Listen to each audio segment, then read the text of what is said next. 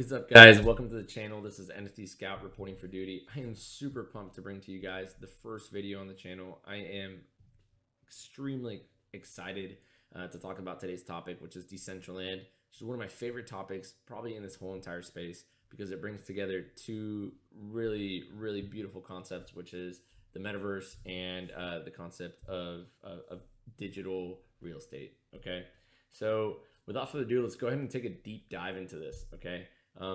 Well, first things first, what is the metaverse? So the metaverse is basically, you know, kind of a buzzword nowadays, really. I mean, if you think about what the metaverse was and what it has been for many years, it's basically been like a digital space where people have come together to interact. And there's been many of those over the years. If you think of anything from like World of Warcraft to Minecraft to even things like Club Penguin, I mean, they're technically all in all like, to some degree, a metaverse. But why does the metaverse start getting like a particular like I don't know, a particular persona to it? Why does it start to develop its own kind of definition in this space? And it's because obviously Meta comes to life. Facebook decides to rebrand to Meta.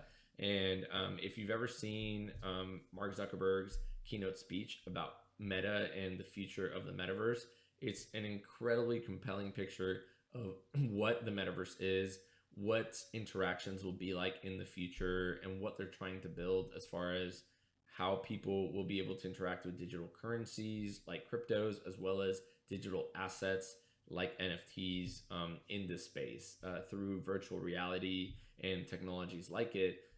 Will basically create an extension of ourselves in the digital world. And that's extremely, I mean, a mind-blowing concept. If you can even begin to wrap your head around how groundbreaking this will be and how life will probably never be the same after this takes off, then you'll know the importance of understanding things like Decentraland and other metaverses like it, because there are more. And I'll talk about some of those in the future. But let's talk briefly about Decentraland's kind of like anatomy, I would say. So Decentraland is basically going to be a space similar to, you can see images here on the screen right now, kind of like Sims, where you have an avatar, and this avatar allows you to interact with this world.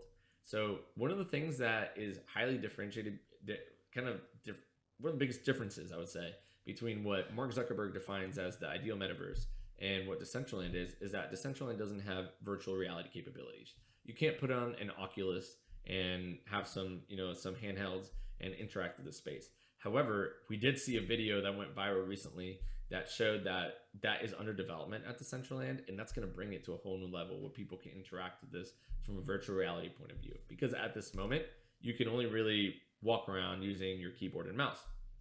Not only that, but Decentraland is super limited in the sense that you need a very powerful computer, I would say, in relative terms, to be able to interact with this. Like, I tried to go on it with I think my work computer recently. Don't tell my boss. I was on vacation. The only computer I had, I tried to show it to my dad, and I couldn't get it to run. It ran at it was basically, I couldn't even walk around. Then I came home and I have my massive workstation here, and it runs perfectly. And I'll show you guys what that looks like in a minute. But basically, that's what it is. It's a digital world for us to interact with. We can interact with NFTs, and more importantly, we can interact and live and build on top of digital real estate. So let's go into the digital real estate concept. But let's first dive into, and I want to share with you guys what it means and how massive this project is. Okay. If you go to OpenSea and go to stats and rankings, if you go to the all-time stats and rank this by volume, it's the third highest volume NFT in the history of OpenSea. So you can see here about 250,000 Ethereum has been transacted on just through Decentraland NFTs. If you look at that, I mean, the cheapest NFT is 4.5 Ethereum. If you look at how many owners that exist, 6.5 thousand. And actually, one of the craziest things is the sheer amount of objects that exist in the space, which is 97.2 thousand. So what is being traded and what is moving around so much and changing hands around so much? on OpenSea for Decentraland. And that's actually going to be digital real estate. And I won't use OpenSea to highlight this because I don't think it's the best tool to look at digital real estate for Decentraland or really any metaverse. I would recommend going to their dedicated marketplaces, which we'll do now. But you can see here about 97.2 thousand objects, pieces of land, parcels, these little squares that are available. And we'll just go look at just how expensive those are in a minute. So let's go over now to the Decentraland marketplace. You can see here that they have different objects. These are all NFTs. These are wearables, more than anything. Pets in some cases. You can see this Sparky star pet here. But let's go ahead and look at what I think is the most compelling and interesting thing, which is the actual marketplace. Okay, so if you look at the marketplace, you can see all of Decentraland in one place. All of this is Decentraland. Everything that you see in these light blue are parcels that are for sale. And you can see that they actually have like quote unquote like latitudes and longitudes. Like you can see this is parcel. Its location is -54,24 within the Decentraland space. Okay. If you want to look at what some of these cost, let's say for example this one right here.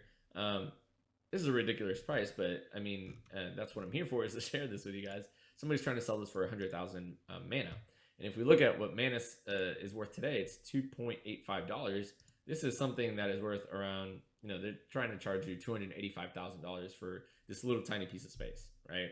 And I'll show you guys what these things more or less cost and what a reasonable price is nowadays that people are paying. So, for example, the best way for me to look at these things is to actually click this button and look at in almost like a tabular form and then sort it by what has been recently sold. So we can see what has been recently sold in terms of parcels or estates. And just to be clear, an estate is when you have two or more parcels next to each other, and a parcel is just an individual little square. So if you have two parcels next to each other, you officially have an estate. Okay. The idea is if you have things that are next to each other, you can build larger and larger things. So owning these little parcels is interesting because one day somebody might want to expand their space and might buy your space to make their dream home, their cafe, their casino, their store, whatever it may be. So that's something that's really interesting. But let's see if we can find like a little tiny parcel that was recently sold. Seems like I can't find any off the top here. But we can look at some of the smaller things here that have been sold recently and get an idea for what it is. So just so you guys know, the things that impact the value of land is typically the proximity to one of these green squares, which these green squares are called Genesis Plazas, which is where people spawn. So spawning is basically when you log into the space. This is where you appear. So proximity to these spawns are more valuable because they have higher foot traffic of people. And also these little gray lines are going to be roads. So next to roads, also you have a lot of foot traffic. So you're going to see more and more people there. So things that are next to and close to Genesis Plazas or next to and close to the main roads, you're going to find that they're going to be worth more. Okay. So for example, this little piece of space here, these are two parcels together next to each other. So that makes an estate. And you can see that some of the highlights are that it is adjacent to a road, and you can see the location of both these parcels. And you can see that right now it's being sold for it's for sale for 26,000 mana, which is going to put us around probably $60,000-$70,000. Very expensive, and I'm not going to say that that's a good price, but honestly, I haven't purchased a parcel in such a prime piece of real estate. So I would definitely take a look at that a little bit closer before you make an investment. If you want to see more or less what's being sold the cheapest and what's more accessible, you can sort it by cheapest and see, for example, here you have a nice little parcel for sale, and it's currently being sold for 4.9 thousand, which is going to be around $15,000 or so dollars, $15,000. You can see that back in January of just 12 days ago, this sold for 3,900. So recently sold from this user to this user for 3,900. So you can get an idea by looking at this as to what this is worth. And this person has listed it for about 1,000 more mana, and that's roughly around $2,000 to $3,000 more than what he or she bought it for. Yeah, you can see that there, and I think that's a good data point there. If we're going to be looking for something to buy, we want to see what these things have sold for recently. So this one, for example, has never actually been sold, but it's for sale now for 5,000 mana.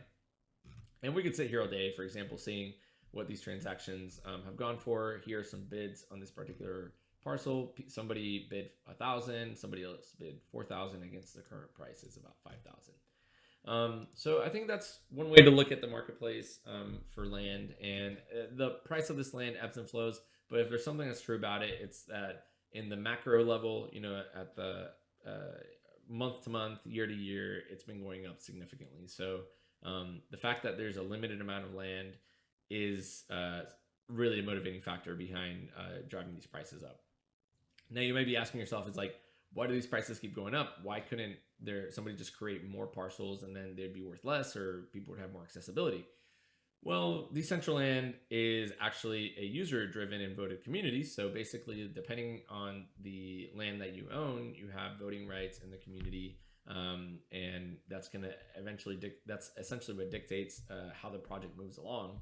So people voting and bringing up these kind of these topics in with the developers and the administrators of the community are actually how some of these things happen, and then people have to vote on them and pass them. So if you think about it, people who have the most power, have the most land, also have the most to lose if this stuff plummets. So you can't really see people making these kind of drastic decisions from a day to another to want to devalue the land that they own by adding, I don't know, like 1 million more parcels to Decentraland. It's just not something that's going to happen overnight, and it'd be something that would be highly controversial. So not only would you hear about it, but it makes it that much more unlikely. So it's something just to keep in mind if you are considering investing in digital real estate. Okay. So one of the cool things that you can do to kind of scout out your land and see if you're interested in buying it is actually hit this little button here that says jump in. Okay. So if you hit jump in, you're going to be taken to exactly the parcel of land that you're looking at. So if I hit jump in, it gives me the opportunity to sign in. So Decentraland works with your crypto wallets, or you can go in as a guest just to explore the spaces. You can't really do much if you're in guest mode. You really can't do, it's super limited. And as it says here, your information will be locally stored and your experience will be limited because you can't really interact with anything if you don't sign in with your wallet. But what I'll do here is, since I already signed in as a guest before, just to share with you guys the experience, I'll go ahead and click over here and show you guys what it looks like. This is a totally randomized character, but I guess since you guys can't really see my face, you guys can kind of maybe assume I look like that. Not really, but leave it up to your imagination. So you can see, and what I wanted to share with you guys is, like, look at how small one parcel is. Like, maybe a parcel is like from this thing here, from this little lollipop looking thing to that tree. I mean, this little square here, that's mind blowing, considering these things are selling for, $13, $15, $16,000 depending on their location or more, right? So, but the goal here is to do things like collect a lot of these together, right? A ton of this space, so you can build something really cool. Like, for example, somebody has built apparently a showcase for NFTs here. Maybe is that what this is? Oh, I am stuck. So let me jump in here. Can I get into this space? Maybe it's closed. Oh, here it is. So I guess somebody here has some NFTs, it's NFT art that they've created. They created an NFT art museum, and I guess at the moment they're not charging anything for it. They're just kind of letting you take a look at what they have. But you could see very easily, like, if you owned a bunch of I don't know, you had some Bored Ape Yacht Club, you had some, I don't know, World of Women, some really cool NFTs that you owned and you wanted to showcase them in the space.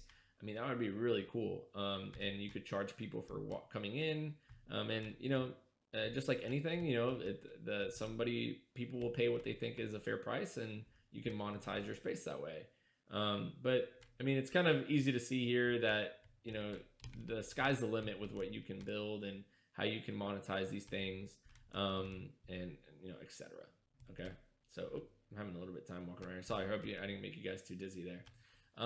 But yeah, I mean, guys, sit back and really digest some of the information that you heard here today.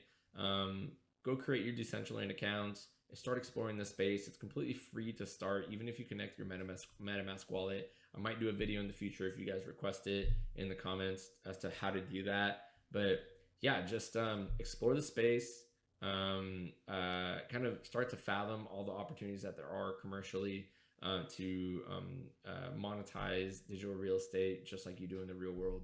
And yeah, just start to embrace this technology because it's going to be around for for you, for your children, for your grandchildren, and many generations to come. Because as I said earlier in the video, our digital personas only continue to increase in importance, and as things evolve, as technology evolves, the way we interact with that technology will become more and more important, and the metaverse is going to be a key part of that. So without further ado, thank you guys for joining me for the first video on the channel. Yeah, thank you again for supporting. And if you guys have any feedback, any questions, any comments, please feel free to put them in the comment section, and I'll get back to you as soon as possible. So Scouters, take care. NFT Scout here, signing off. See you all next time. Thank you.